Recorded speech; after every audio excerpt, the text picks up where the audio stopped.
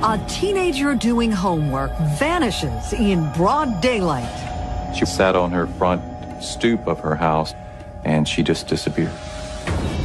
A desperate search. Then, a gruesome discovery. Sophia had been murdered. It was a total loss of innocence in this county.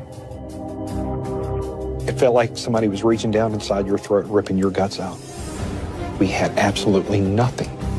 Until microscopic evidence led to an arrest. The whole community breathed a sigh of relief. But while Sophia's alleged killer sat in jail, 2 more girls were found dead. The crimes appeared to be essentially identical. Was the wrong man behind bars, while her killer roamed free.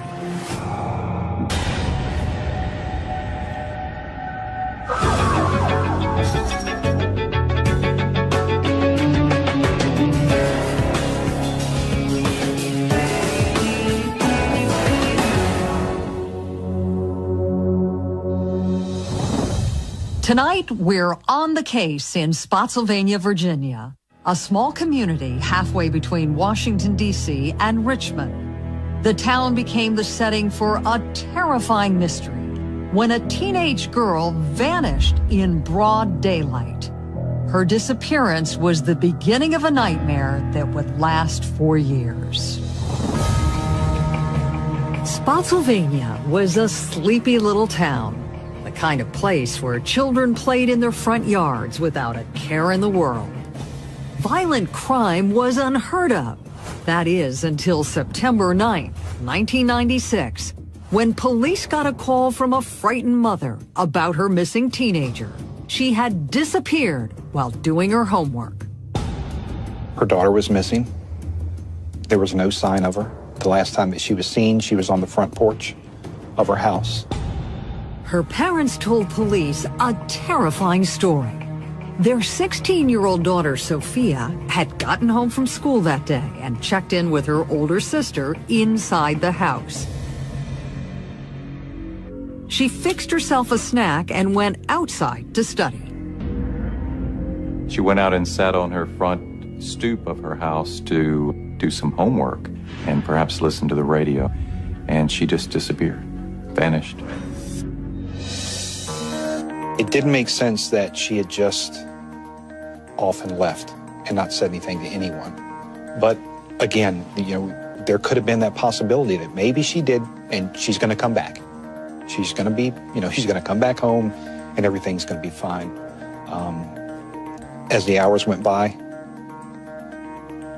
we were worried. We were worried.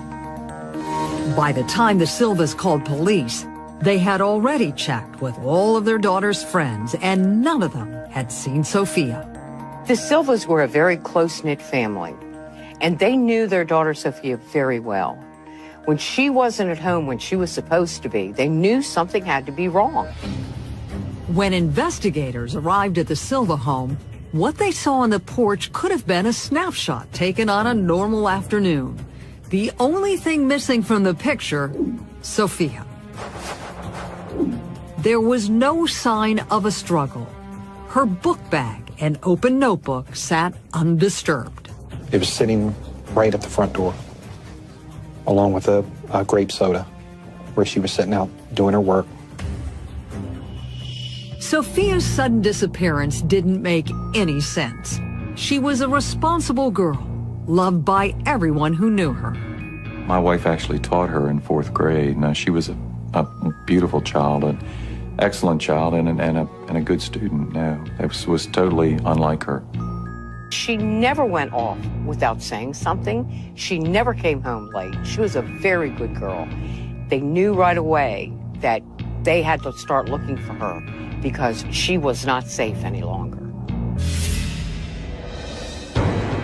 Investigators went door to door around Sophia's neighborhood. A number of people had been at home that afternoon, but no one remembered seeing anything out of the ordinary. It was very frustrating when we started wondering, did she just go off with somebody? For someone to take someone with people playing in the roadway, just a few houses down.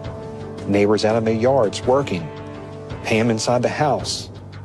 And not to hear a scream, a car speed off, just not to hear anything. It's like she just vanished. No one heard anything. The next day, police mobilized a huge team and used every possible resource to find Sophia. There was an all-out search. We had made flyers. We had ground search teams checking the woods. We had helicopters. We also put divers in the water to check these ponds in the area. And each day that passed without a lead made investigators more certain that Sophia had been the victim of foul play.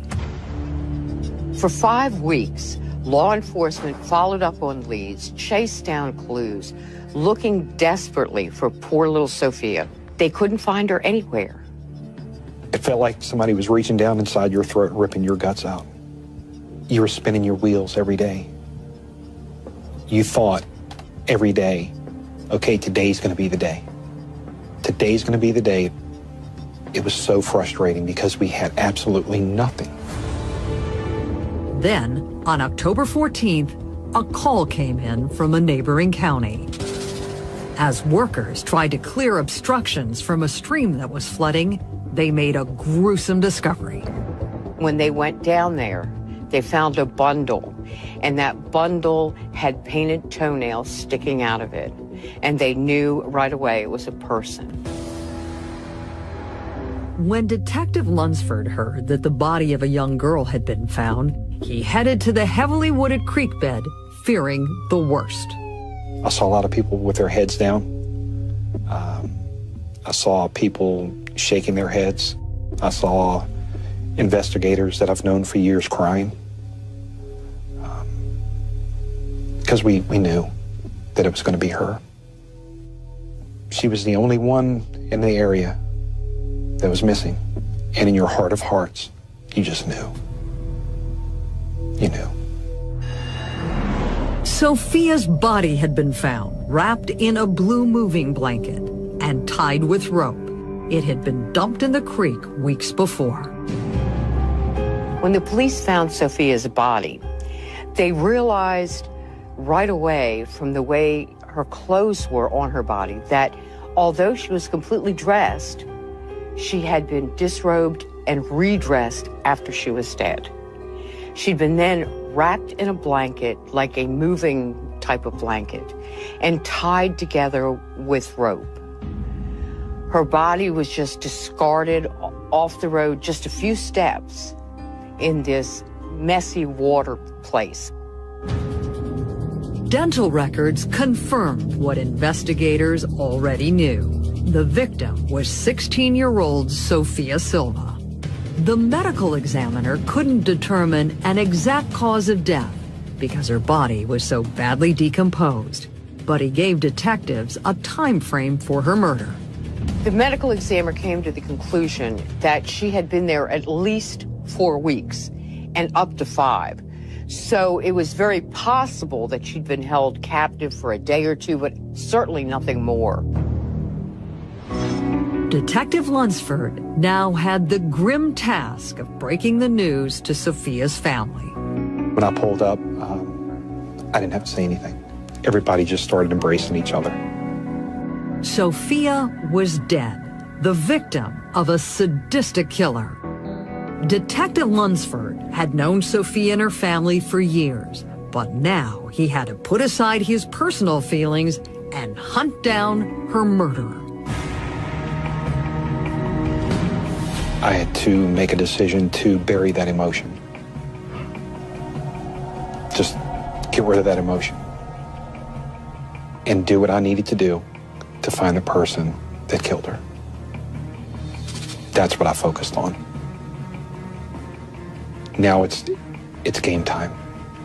It's time to find the person that hurt you, Sophia, and I'm going to do it.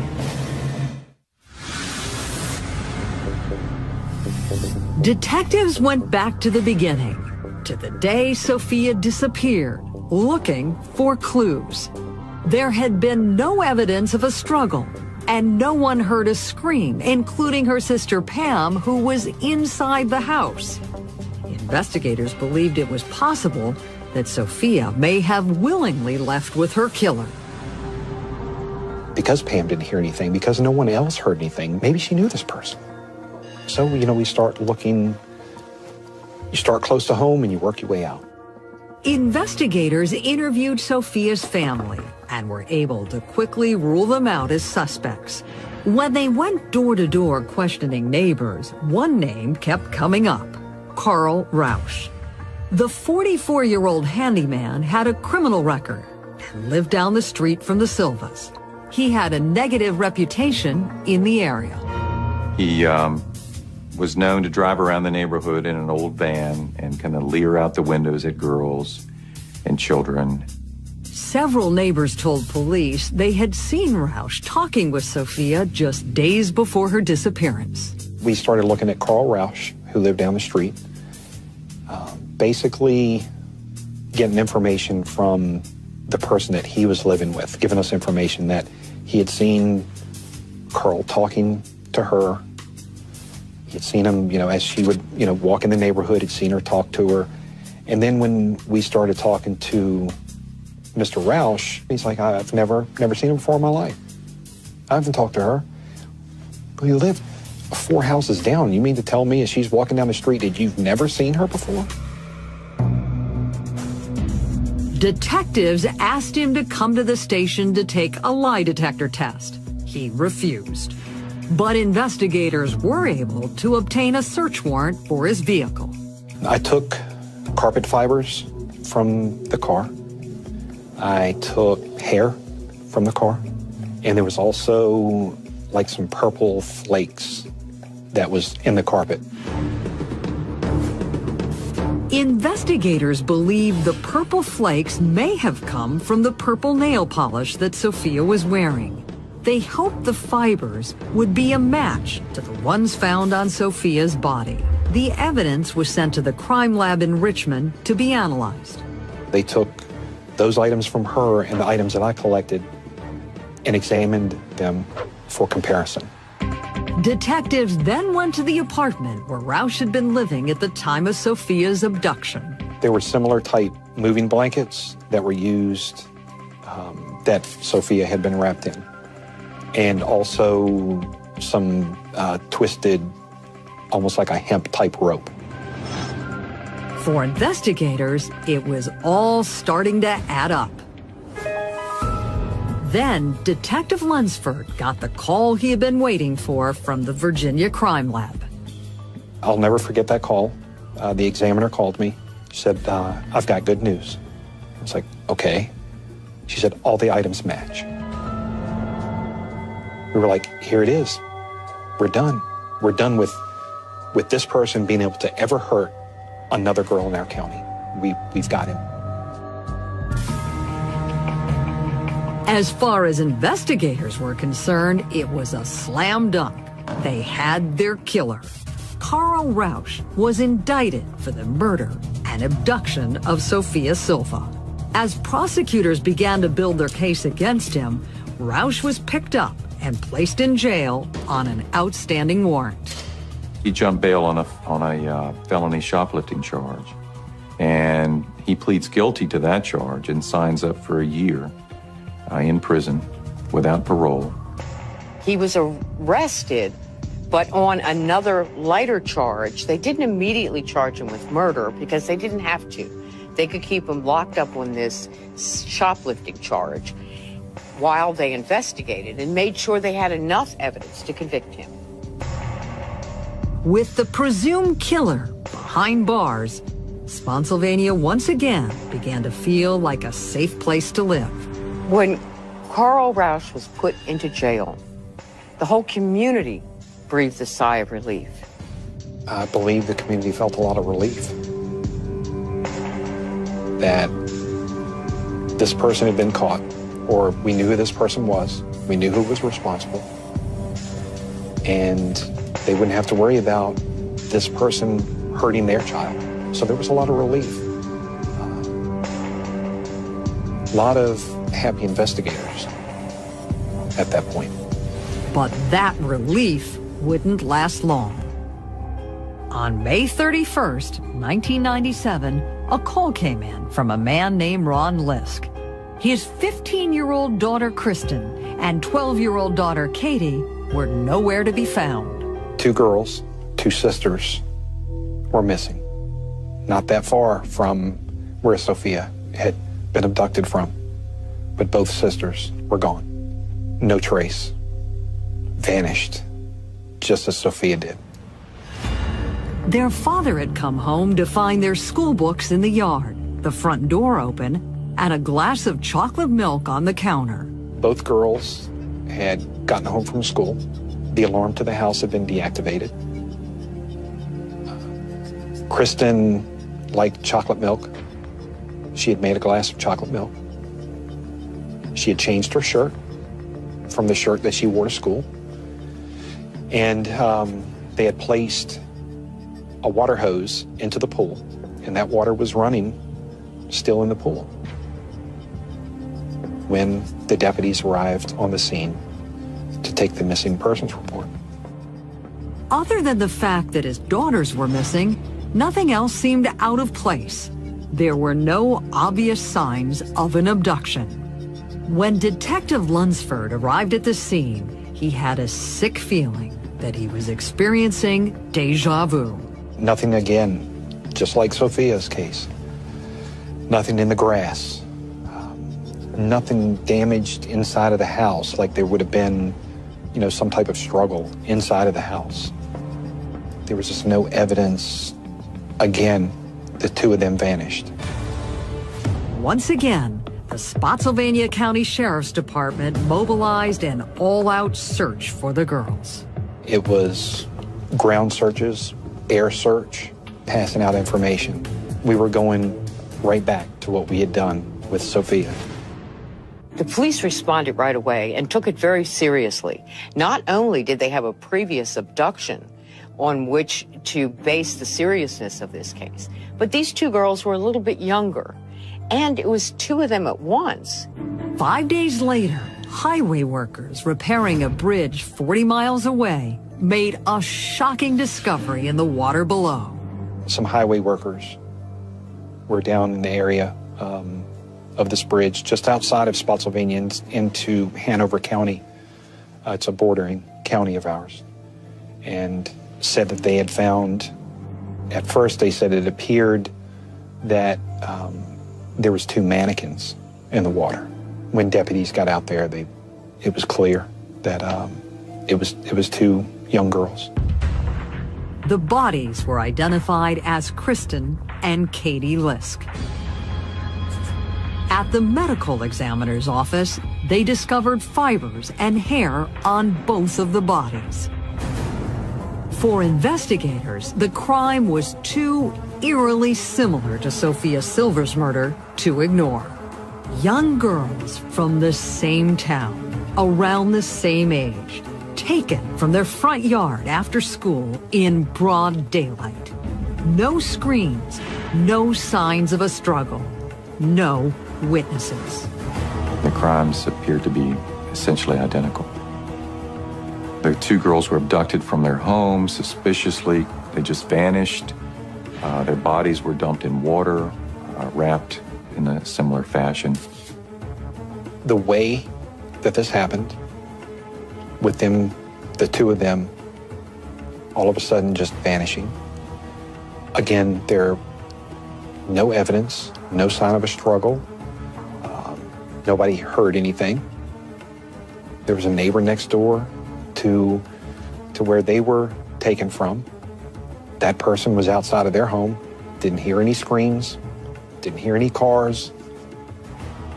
No one saw anything. That's when we start thinking there's got to be some kind of connection here. But how? Carl Rausch couldn't have committed the Lisk murders. He was sitting in jail when the girls disappeared. Spotsylvania rocked when news of the Lisk girls' disappearance hit them. They had all settled down, were feeling fairly safe, now that Carl Rausch was locked up, and everyone thought that he was responsible for Sophia's killing. Either he was innocent or the killings were not related. Something didn't seem right. The Virginia Crime Lab had linked evidence collected from Carl Rausch's van to Sophia Silva's murder. But now, investigators had to take a second look at that evidence. You have that sick feeling in your stomach that we've missed something. But, you know, until that point, as a prosecutor, I'd never had a reason to question the Virginia Crime Lab. The fiber samples were sent to the FBI for re-examination. A month later, the FBI reached a shocking conclusion. The news that we received from the FBI lab was that the evidence that we had from Carl Rausch was in fact not a match. Didn't match anything. There was no match at all between Carl Rausch and Sophia Silva. No forensic connection between the two. It was devastating news. The state examiner had made a huge mistake. It was kind of flabbergasting. I mean, again, I'd never seen a lab mistake, much less one like that before. The lab analyst for Virginia had developed what's called tunnel vision, and she had seen evidence that just wasn't there because she wanted to solve this crime so badly. The unbelievable turn of events sent investigators back to square one. The case that once appeared to be solved had to be reinvestigated all over from the beginning. It feels like the wind's been knocked out of you. You no longer have anything. Now you're right back to where you started with when Sophia first disappeared. We had nothing again. The fallout from the mistake destroyed careers. The analyst from Virginia's crime lab was fired, and Spotsylvania County was left to deal with the aftermath of falsely accusing a man of murder. Even before I could react, Sheriff Knight had scheduled a press conference to announce on the courthouse green that we made a mistake, that Carl Rausch wasn't the guy, and that the charges against him were going to be dropped. The examiner was wrong in the evaluation of the Silva case evidence as it pertains to Mr. Carl Rausch. And the FBI crime lab had more stunning news. The fibers found on Sophia Silva matched those found on Kristen and Katie Lisk. The two cases were connected, and investigators had to face the possibility that they had a serial killer on the loose. The conclusion of their analysis was clear. Someone killed all three of those girls, and now they needed to find out who that was. Detectives were back at square one, and you could feel the fear throughout the community. Everybody was on edge because this person had gotten away with 3 murders, and you're wondering where he's going to rear up next. Where's the next one going to happen? Because with these type people, you just know it's a matter of time. From that point on, parents in Spotsylvania County never let their children out of their sight. Children couldn't play alone. They couldn't go outside and play without adult supervision. It was a total loss of innocence in this county. Investigators from Spotsylvania, the state of Virginia, and even the FBI banded together to form the Silva Lisk Task Force.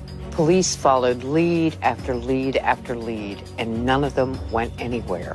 They were coordinating investigations with investigators all over the country, people looking for similarities between the crimes in Spotsylvania, the crimes as far away as the state of Oregon, down in Florida, up in New England, trying to figure out where they could find whoever it was that was doing this.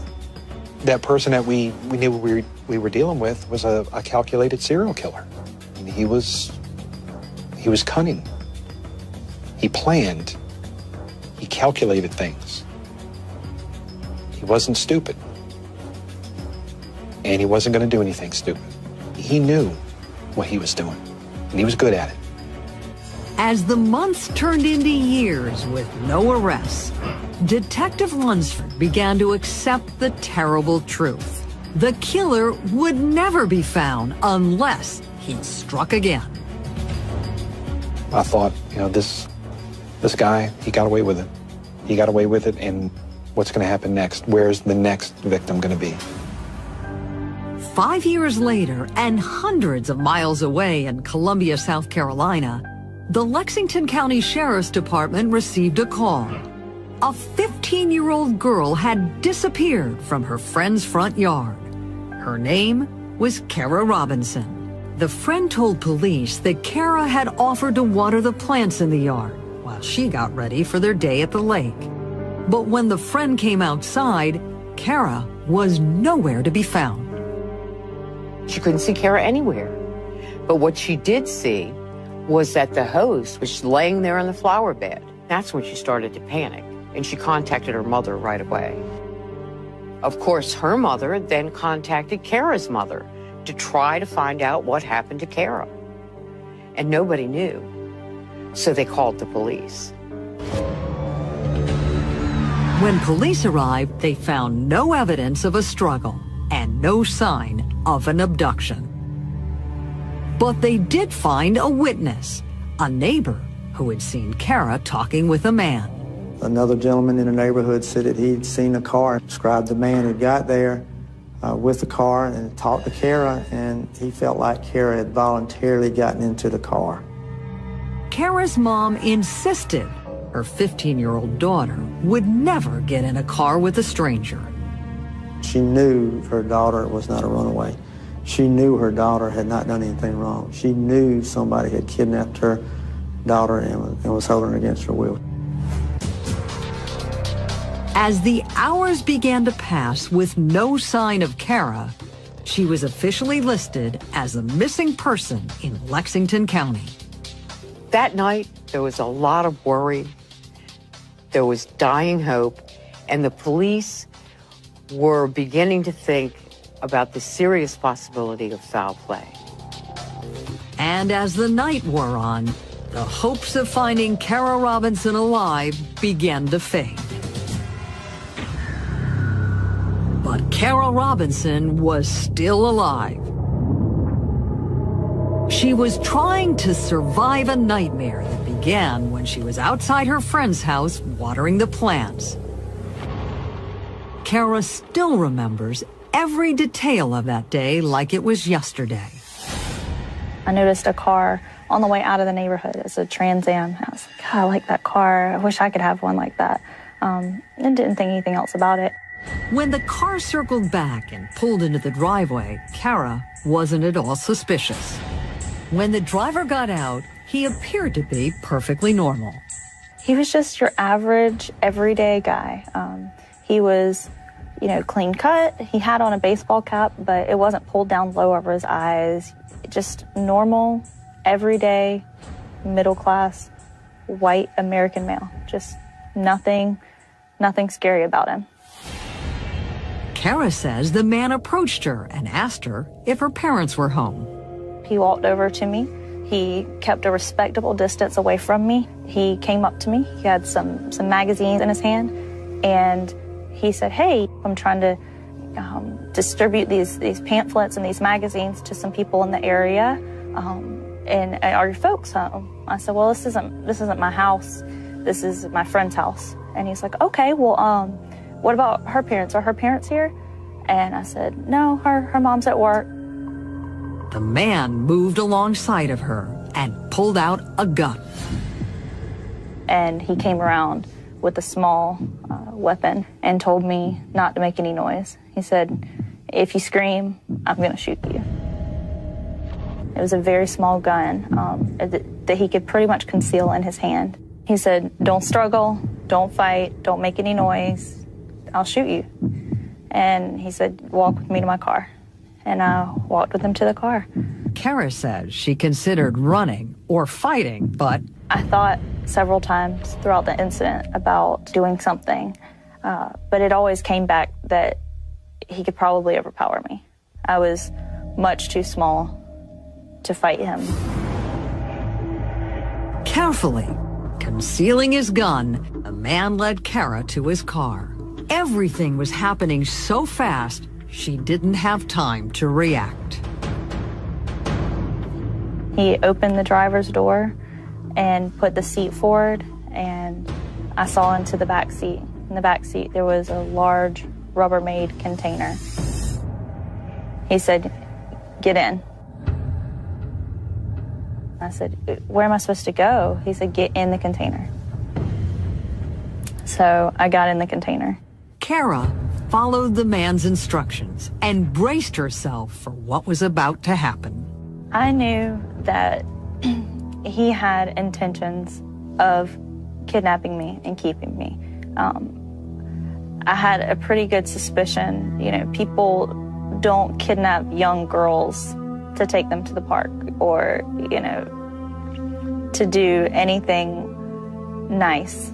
I knew that most likely he was going to sexually assault me. I knew that he was planning on keeping me for a while. But I knew that I was smart, and I knew that I was going to be able to outsmart him in some way. I think a supernatural calm kind of came over me, and I knew that I was going to escape. There was not a question in my mind. As Kara lay inside the container, her captor, after about 10 minutes, the car suddenly stopped. The first time he stopped, it was probably about 5-10 minutes maybe. Her abductor lifted the lid off the container, handcuffed her, and bound her legs. Then he gagged her and started driving again. He drove a little bit further. He got out of the car and he told me that he still had his gun and that I was not to make any noise or he would hurt me. Lying in a fetal position, trapped inside a container, Kara could feel the car stop. The kidnapper dragged the container back to his apartment and removed the lid. He told me that he would always have the gun and I couldn't scream. I think that, honestly, I think he would have killed me. At that point, the man untied her legs but left her handcuffs on. He led Kara into his bedroom. She was terrified, but surprisingly, he took out a pen and paper and began asking her questions. How old I was, what my name was, questions about if I'd ever used drugs, if I'd ever had sex before, if I had a boyfriend, just questions about me and my life, and recorded down all the answers. Kara was taking notes of her own. She noticed things around the apartment that made her believe a woman lived there. While she tried to commit all the details of her surroundings to memory, she also did everything her captor ordered. Because the more I could put him at ease and get him to let his guard down, the more likely I was going to have a chance to get out of there.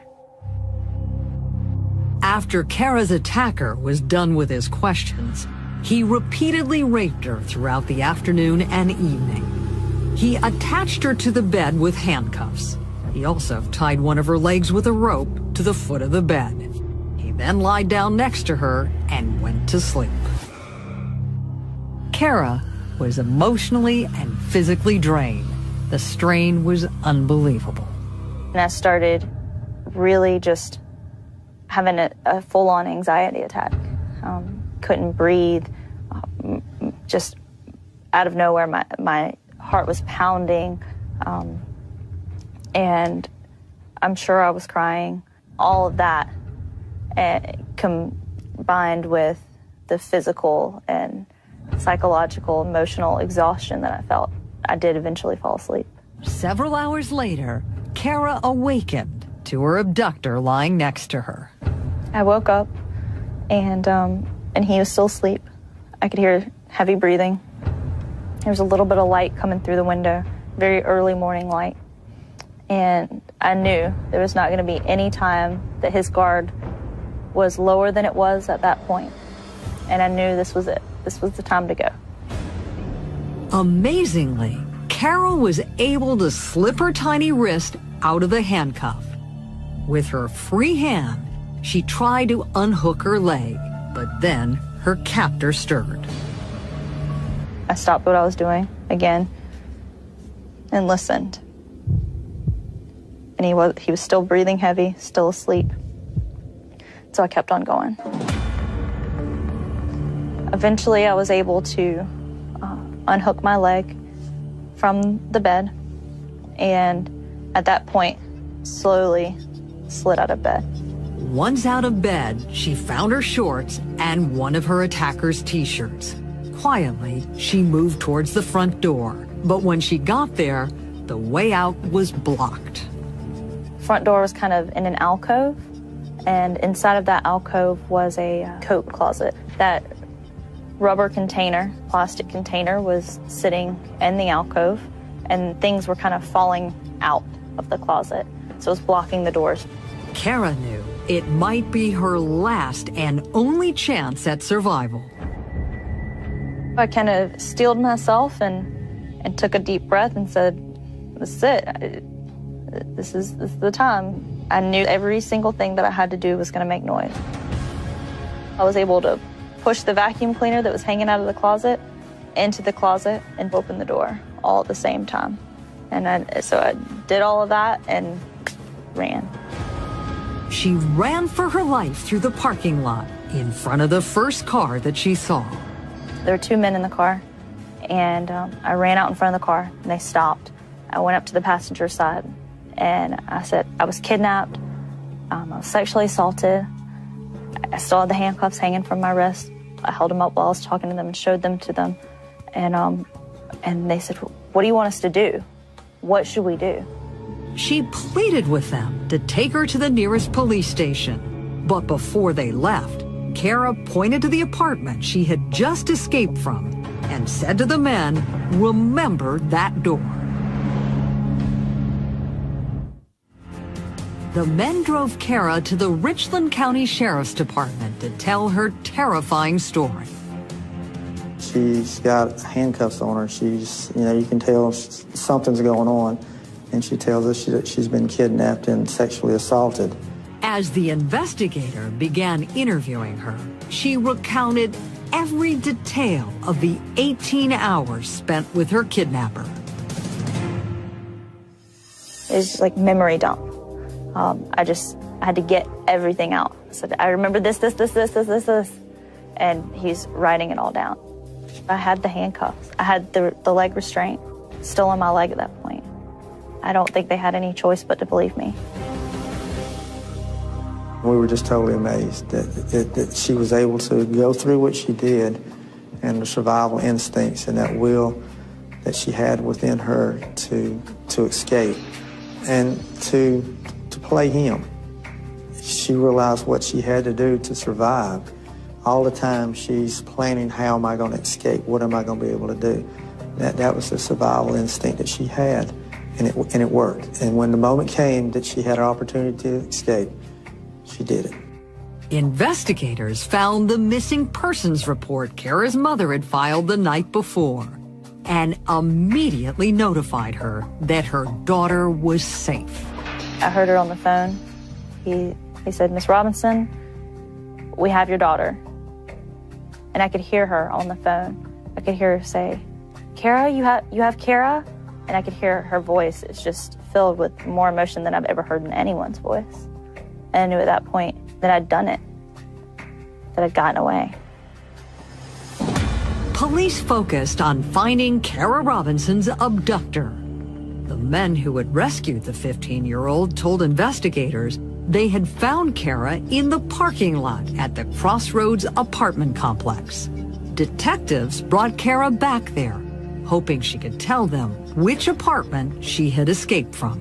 She couldn't exactly tell which apartment. She felt like we were in the right place. She recognized where she ran out. The guys also said this is where we picked her up at, but she didn't know exactly which apartment it was. But Kara did remember the car her attacker drove. Investigators questioned the residents of the apartment complex, hoping to connect the vehicle to someone who lived there. We knew what car he'd used. And we asked, did anybody drive that car? And somebody said, yeah, the gentleman who lives in this apartment here has that type of car. The man's name was Richard Mark Evonitz. Police were surprised to learn the man was married. Neighbors said he and his wife lived in apartment 301, and Evonitz had left in a big hurry earlier that morning. We started doing background on him. We started looking for him. Detectives sent out an all-points bulletin for Evonitz and put a trace on his cell phone. They were able to track the phone to a motel about an hour outside of Columbia, South Carolina. We went there, and we were about 2 hours behind him. He left before we got there. An interstate manhunt was launched, but for days, Evonitz managed to elude authorities. Then, a member of his family gave investigators a critical tip. His sister said Evonitz had asked her to meet him at a pancake house in Bradenton, Florida. Police staked out the location. He was actually across the street hiding and watching, and he saw law enforcement. Evonitz took off, but authorities were quickly in hot pursuit. The high-speed chase went on for miles until police were finally able to corner him. They blew his tires. He still kept going. He's going down the highway, sparks flying, rims hitting the road, and he was staying ahead of them until he tried to cross a median strip, and he's surrounded. Police were moving in to arrest Evonitz when he pulled the gun. Evonitz takes the gun, puts it in his mouth, and pulls the trigger. Kara Robinson heard about her attacker's death in the safety of her South Carolina home. I felt a little cheated for a moment. I think there was a little something inside of me who wanted this guy to get arrested and wanted this case to go to trial. I wanted to sit across from him in a courtroom. I wanted him to look at me and know that I was the biggest mistake he ever made. Choosing me and thinking that I was weak, that was the biggest mistake he ever made. Police got a search warrant and began going through Evonitz's apartment. Inside a locked box, they found evidence of a link to more serious crimes. And we opened it up, and it was just like things that he had collected that people keep. And there was a newspaper. It described the missing girls from Virginia and had been murdered. Investigators look for a connection between Evonitz and the Silva Lisk murders. They realized that, yes, there was Mark Evonitz who lived in Spotsylvania at the time that the Lisk girls and Sophia Silva went missing. Sheriff Lott called investigators in Spotsylvania. He told them he had evidence that Evonitz might be the killer they had been searching for. We found out where he worked, went in, we pulled his work records, and found out that on the days that Sophia and Kristen and Katie were abducted, he was not working those days. And he lived within miles, a few miles, of both those locations. The pieces of a disturbing puzzle were starting to come together. But investigators needed more proof. They tested the hair and fiber evidence found during the Silva and Lisk cases against evidence collected from Evonitz's car. The FBI lab reported they were a match, and there was even more damning proof. When they searched his vehicle, they found Kristen's fingerprint on the inside of the trunk. Even after 5 years, it was still there, plain as day. Kristen Lisk's fingerprint, the fibers, and the hair gave investigators all the proof they needed. Mark Evonitz was the man who had kidnapped and killed Sophia Silva and the Lisk girls. The link with the evidence from Sophia's from Sophia's case to Kristen and Katie's, and then from the fingerprint from Kristen being found in the trunk, it tied Richard Evonitz to all three girls. The sheriff in Spotsylvania made the tearful announcement at a news conference. Our hope today is that this announcement gives you some answers to your many questions, and that it may bring you some small amount of closure and comfort in knowing that the individual responsible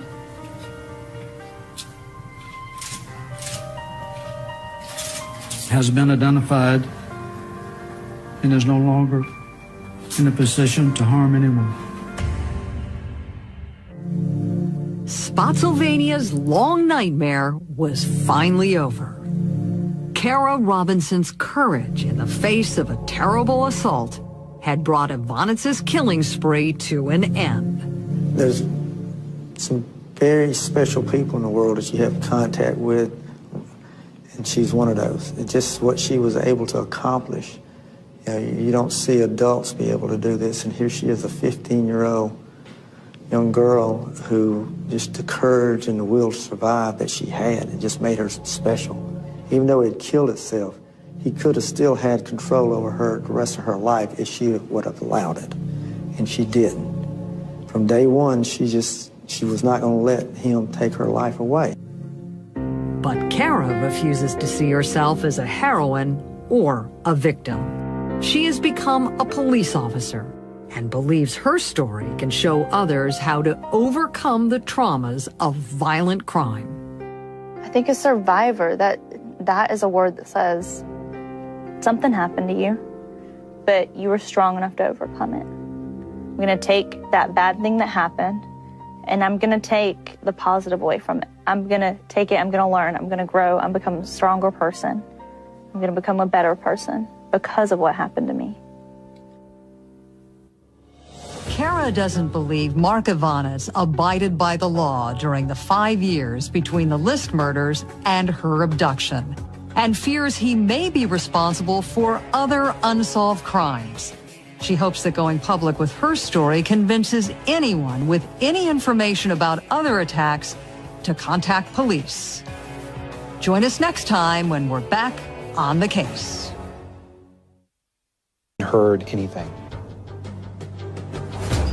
The next day, police mobilized a huge team and used every possible resource to find Sophia.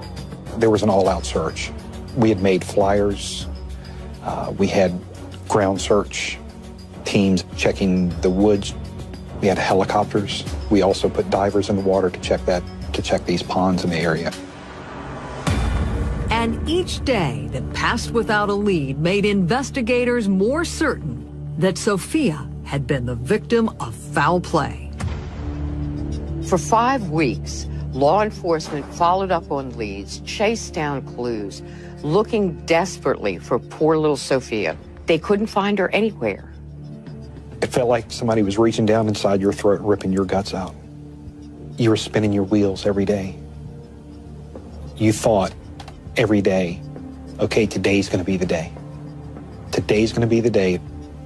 It was so frustrating because we had absolutely nothing. Then, on October 14th, a call came in from a neighboring county.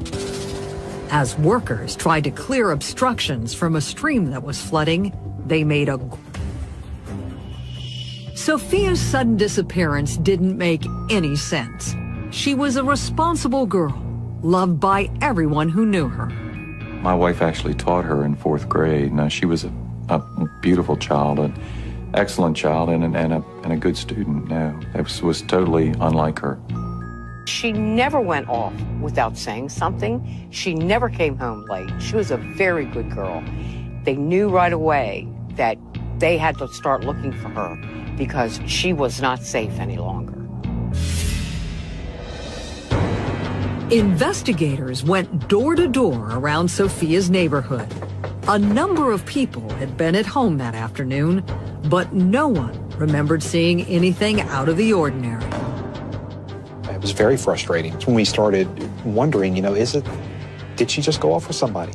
For someone to take someone with people playing in the roadway, just a few houses down, neighbors out in their yards working, pay them inside the house, and not to hear a scream, a car speed off, just not to hear anything. It's like she just vanished. No one. A teenager doing homework vanishes in broad daylight. She sat on her front stoop of her house, and she just disappeared. A desperate search. Then, a gruesome discovery. Sophia had been murdered. It was a total loss of innocence in this county. It felt like somebody was reaching down inside your throat, ripping your guts out. We had absolutely nothing. Until microscopic evidence led to an arrest. The whole community breathed a sigh of relief. But while Sophia's alleged killer sat in jail, 2 more girls were found dead. The crimes appeared to be essentially identical. Was the wrong man behind bars, while her killer roamed free.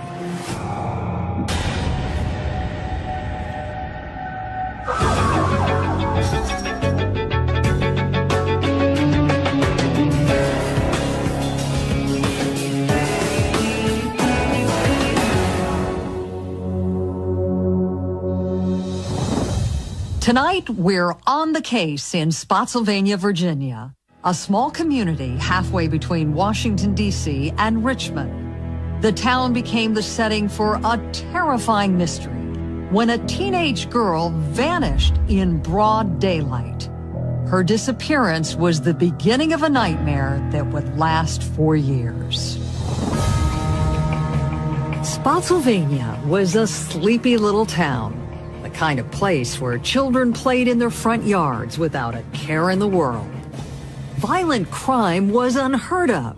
That is, until September 9th, 1996, when police got a call from a frightened mother about her missing teenager. She had disappeared while doing her homework. Her daughter was missing. There was no sign of her. The last time that she was seen, she was on the front porch of her house. Her parents told police a terrifying story. Their 16-year-old daughter, Sophia, had gotten home from school that day and checked in with her older sister inside the house. She fixed herself a snack and went outside to study. She went out and sat on her front stoop of her house to do some homework and perhaps listen to the radio, and she just disappeared, vanished.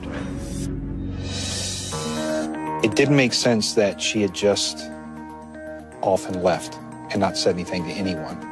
But again, there could have been that possibility that maybe she did, and she's going to come back. She's going to be, she's going to come back home and everything's going to be fine. As the hours went by, we were worried. We were worried. By the time the Silvas called police, they had already checked with all of their daughter's friends, and none of them had seen Sophia. The Silvas were a very close-knit family, and they knew their daughter Sophia very well. When she wasn't at home when she was supposed to be, they knew something had to be wrong. When investigators arrived at the Silva home, what they saw on the porch could have been a snapshot taken on a normal afternoon. The only thing missing from the picture, Sophia. There was no sign of a struggle. Her book bag and open notebook sat undisturbed. It was sitting right at the front door, along with a grape soda, where she was sitting out doing her work.